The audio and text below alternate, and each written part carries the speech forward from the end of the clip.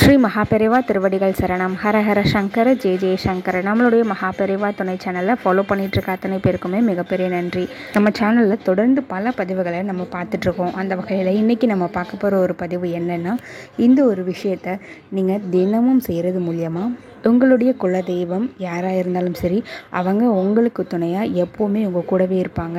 வெற்றி மேலே வெற்றி உங்களுக்கு குவிஞ்சிக்கிட்டே இருக்கும். அப்பேற்பட்ட அற்புதமான ஒரு சக்தி வாய்ந்த ஒரு விஷயங்க.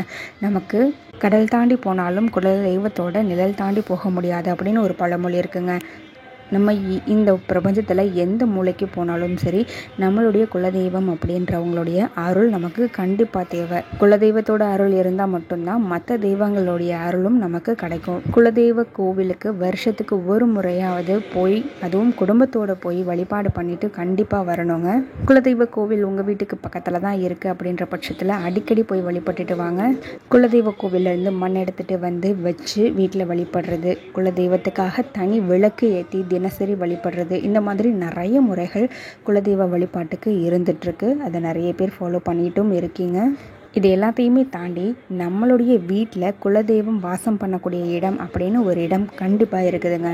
அது எந்த இடம் அப்படின்னு பார்த்தீங்கன்னா, நம்ம வீட்டினுடைய தலைவாசல், அதாவது நிலைவாசல் படி இருக்கு இல்லைங்களா, அதில் தான் நம்மளுடைய குலதெய்வம் நமக்கு காவலாக இருந்து நம்மளை காப்பாற்றிட்டு இருப்பாங்க எப்போவுமே. அப்பேற்பட்ட நிலைவாசலை எப்போவும் தூசு அழுக்கு இது எல்லாமே படியாமல் நல்லா சுத்தமாக வச்சுக்கோங்க. மஞ்சள் குங்குமம் எல்லாம் படிக்க வைங்க.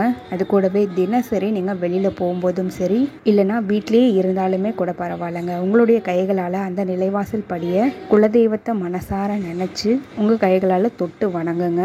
நீங்கள் இந்த வகையில் குலதெய்வத்தை வணங்கிட்டு நீங்கள் வெளியில் போகிறீங்க அப்படின்னா, நீங்கள் போன காரியம் எல்லாமே உங்களுக்கு வெற்றியை மட்டுமே கொடுக்கும். உங்களுடைய குலதெய்வம் உங்கள் கூடவே எப்பவும் இருந்து காப்பாற்றுவாங்க. அதோடு கூட அதிர்ஷ்டங்கள் எல்லா திசையிலிருந்தும் உங்களை வந்து சேரும். ஹர ஹர சங்கர ஜெய ஜெய சங்கர.